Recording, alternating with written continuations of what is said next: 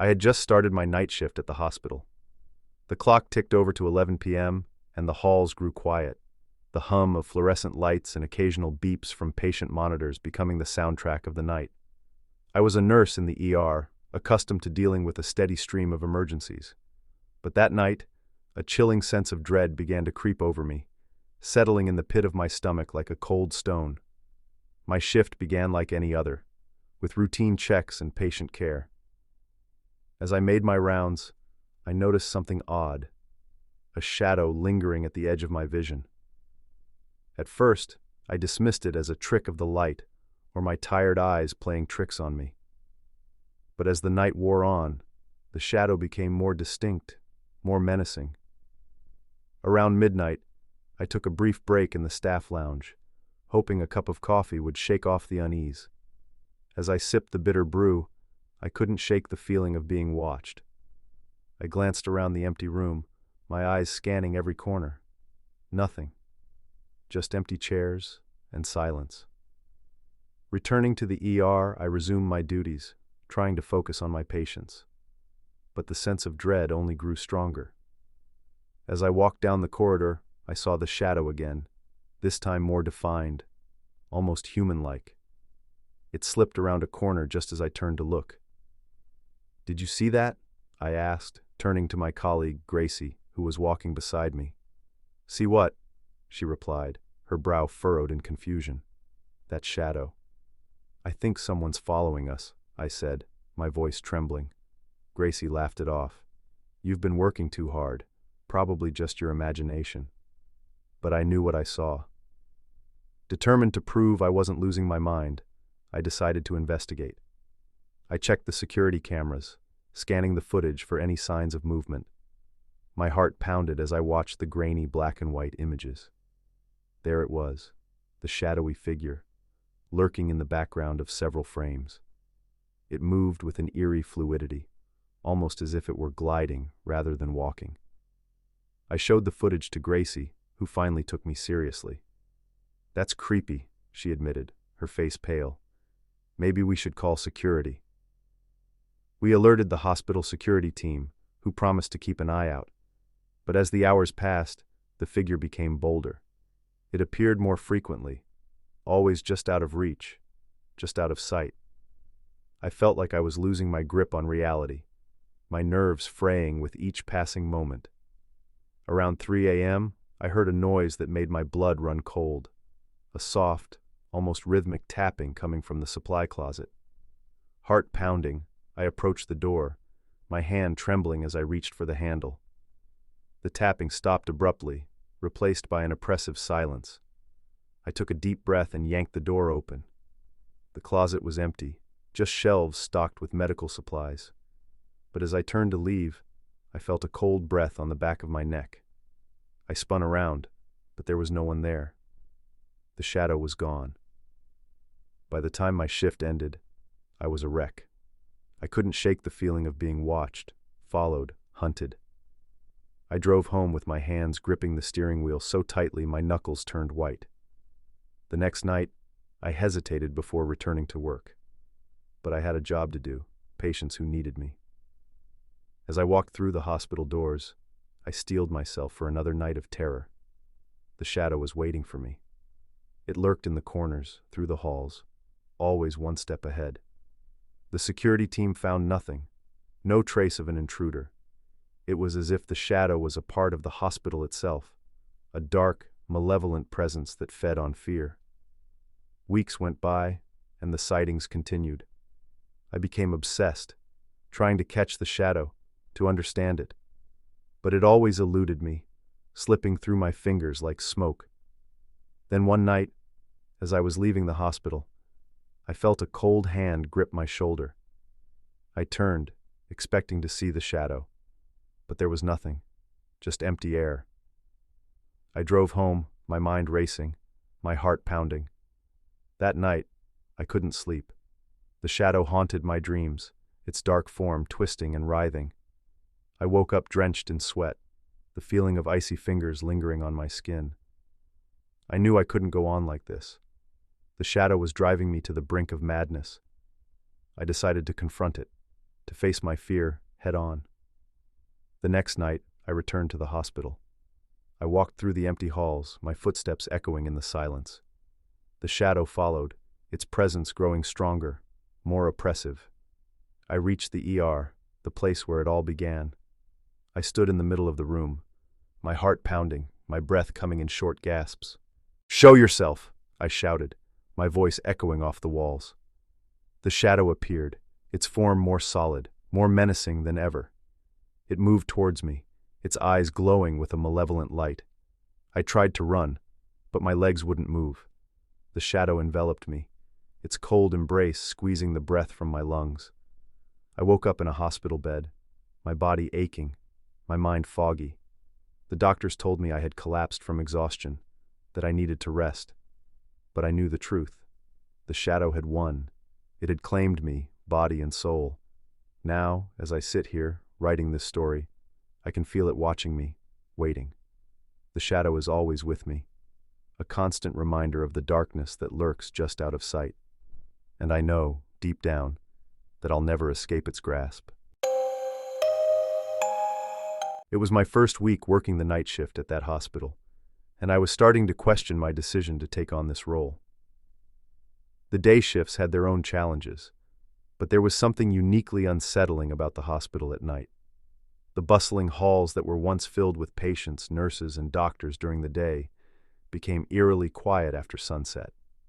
The fluorescent lights cast long, sinister shadows, and every creak and groan of the old building seemed amplified in the stillness. I was assigned to the ICU that night. The patients were mostly stable, allowing me some rare moments of quiet. I used this time to catch up on paperwork and check on the patients periodically. Around midnight, the atmosphere began to shift. The air grew colder, and I couldn't shake the feeling that I was being watched. I brushed it off as my imagination running wild due to fatigue. As I was making my rounds, I noticed the lights flickering in room 205. The patient in that room, Mr. Wyatt, had been unconscious for days. I stepped inside, and the lights seemed to stabilize. I checked his vitals, which were normal, and adjusted his blankets. As I turned to leave, the lights flickered again, more violently this time. I felt a shiver run down my spine and quickly exited the room. Returning to the nurse's station, I found my colleague Amy sipping coffee and scrolling through her phone. "Hey, Amy, did you notice anything strange about the lights in room 205? I asked, trying to sound casual. She looked up, a hint of concern in her eyes. "You too?" "I thought it was just me. I've been seeing weird things all night." I decided not to press further, but the uneasy feeling persisted. Around 2 a.m., I heard a faint whispering sound. It seemed to be coming from the end of a hallway, near the supply closet. As I approached, the whispering grew louder, but remained unintelligible. I opened the door, and the whispering stopped abruptly. The closet was empty, save for the usual medical supplies. Shaking my head, I closed the door and walked away, my heart pounding.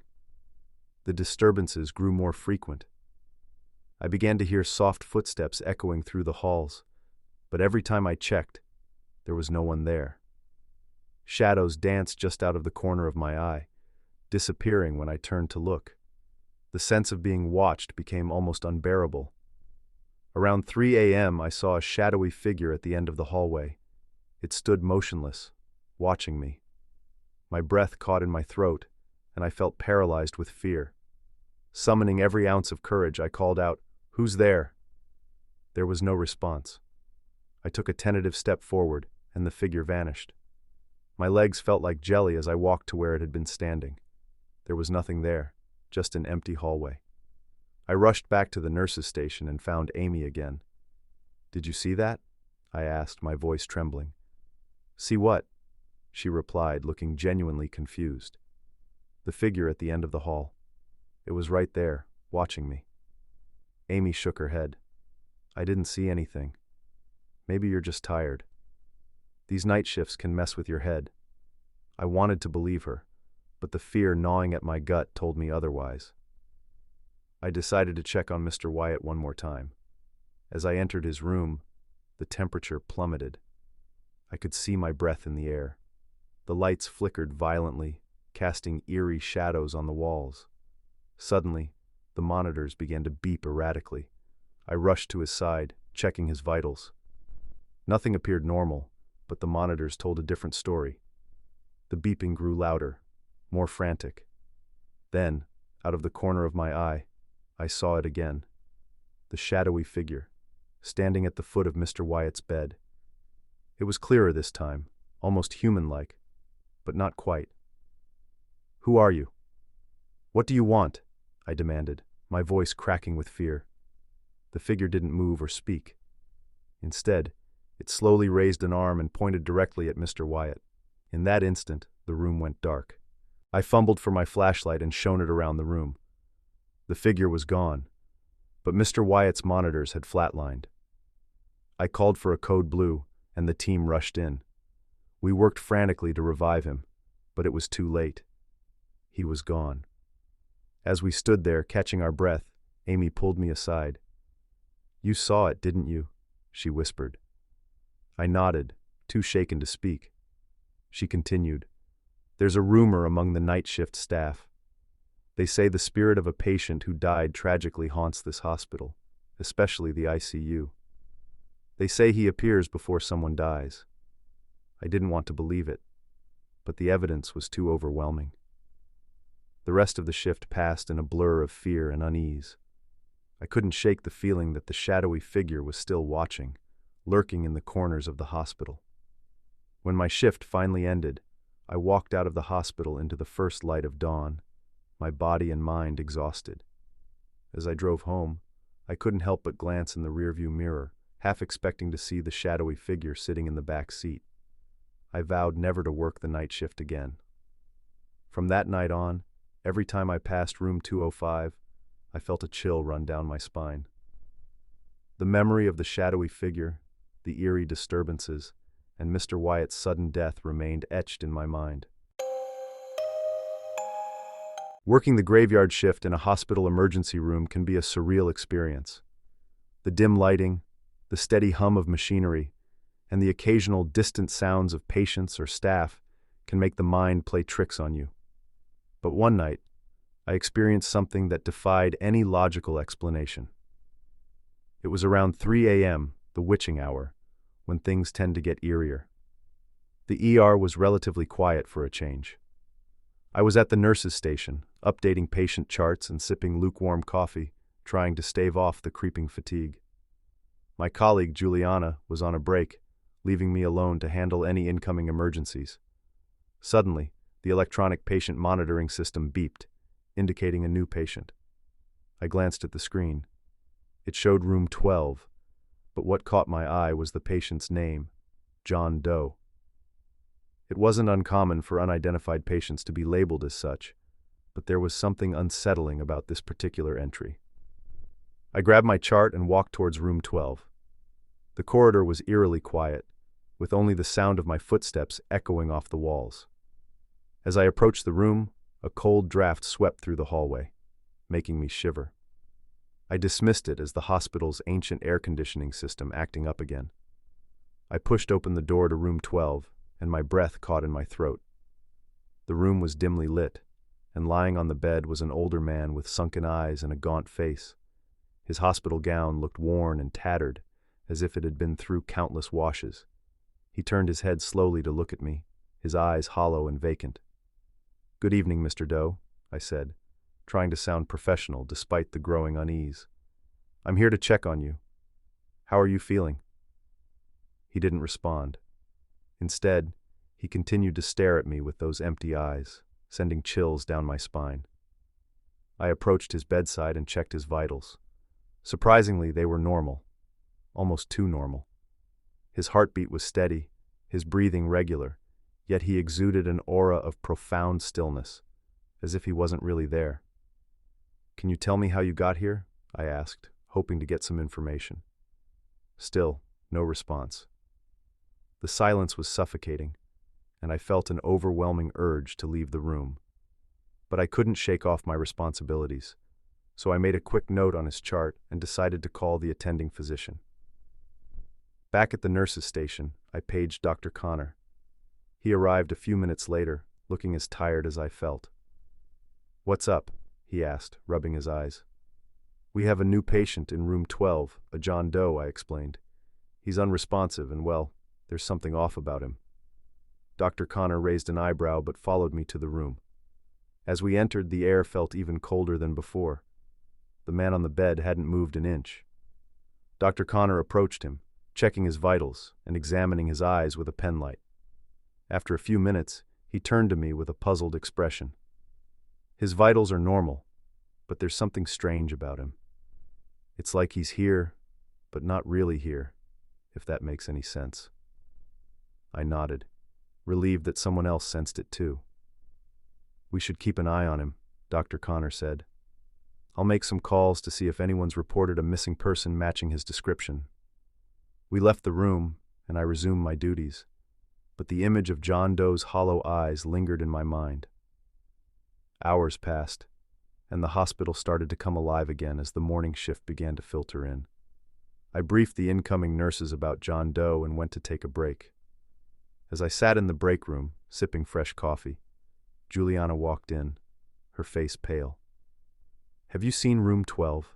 She asked, her voice trembling. "Yeah, why?" I replied, already dreading the answer.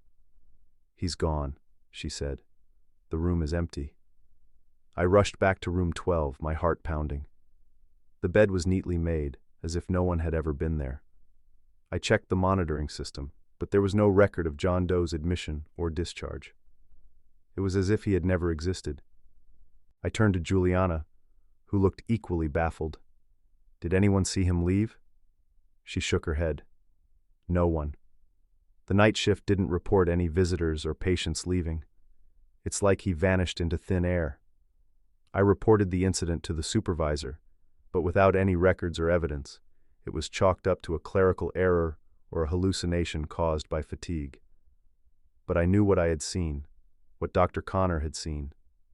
John Doe had been real, and yet not. The following nights, I couldn't shake the feeling of being watched. Shadows seemed to move on their own, and cold drafts would randomly sweep through the ER. The staff whispered about the phantom patient, and some even claimed to have seen him in their peripheral vision. Weeks later, I stumbled upon an old hospital record from decades ago. It detailed the death of a patient named John Doe in room 12, a man who had died under mysterious circumstances. His body was never claimed, and his spirit was said to haunt the hospital. The revelation sent chills down my spine. Had I encountered his restless spirit? Was he trying to communicate, seeking closure or acknowledgement?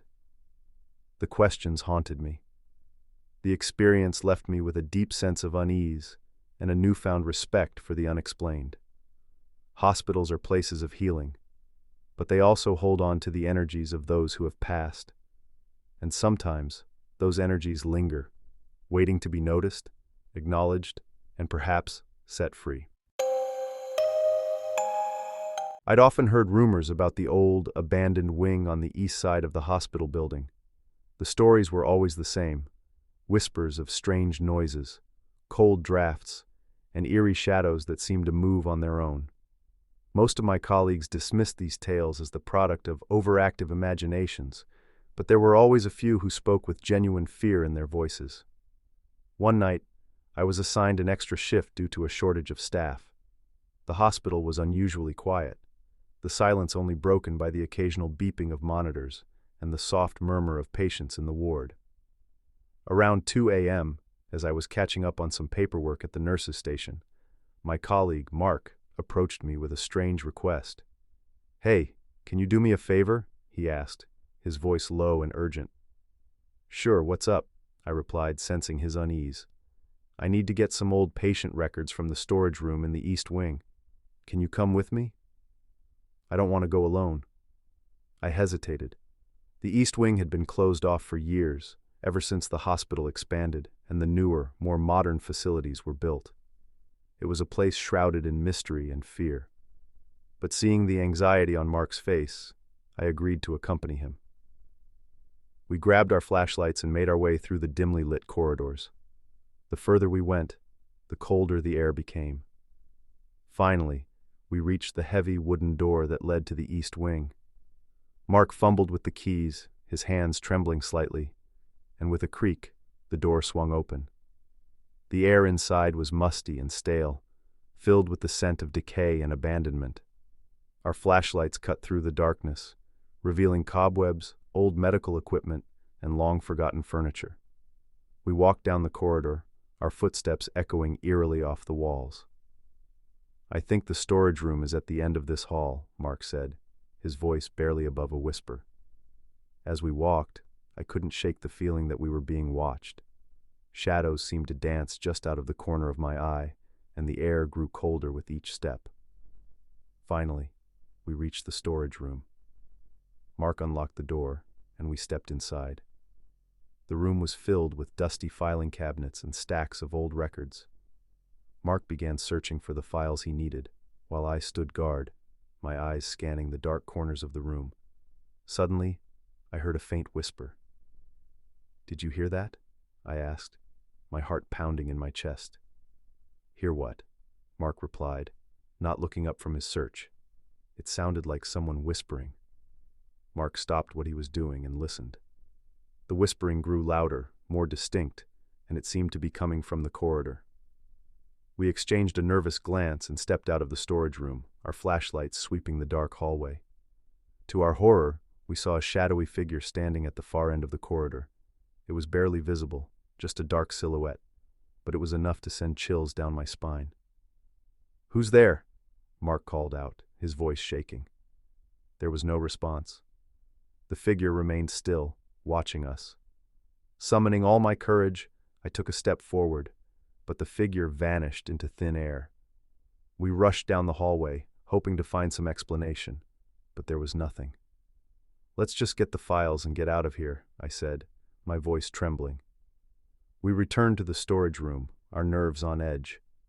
As Mark continued his search, I kept my eyes on the door, half expecting the shadowy figure to reappear. Suddenly, the door slammed shut with a loud bang, plunging us into darkness. I fumbled for my flashlight, my hands shaking uncontrollably. When I finally managed to turn it on, the beam revealed something that made my blood run cold. Written on the wall in what looked like old, dried blood were the words, "Leave now." Mark and I didn't need any further encouragement. We grabbed the files and bolted out of the storage room, running down the hallway as fast as we could. The whispering followed us, growing louder and more insistent. But we didn't stop until we were back in the main hospital building. We slammed the door behind us and collapsed against the wall, gasping for breath. Mark's face was pale, and I could feel my heart pounding in my chest. "What the hell was that?" he whispered, his voice filled with fear. "I don't know," I replied, trying to steady my breathing. "But I'm not going back there again." We reported the incident to our supervisor, but he dismissed it as a figment of our imagination, a product of fatigue and the eerie atmosphere of the abandoned wing. But Mark and I knew what we had seen and heard. We knew that something was lurking in the forgotten halls of the East Wing, something that didn't want us there. The East Wing became a place of legend among the night shift staff. No one ventured there alone, and those who did always came back with stories of strange noises, cold drafts, and shadowy figures. The whispers continued, and the sense of being watched never left. Even now, as I walk through the hospital corridors, I can't help but glance towards the East Wing, half expecting to see that shadowy figure standing there, watching, waiting. If you enjoyed this video, make sure to subscribe to our channel and hit the like button for more terrifying tales. These stories will make you see the shoreline in a whole new light. See you in the next video.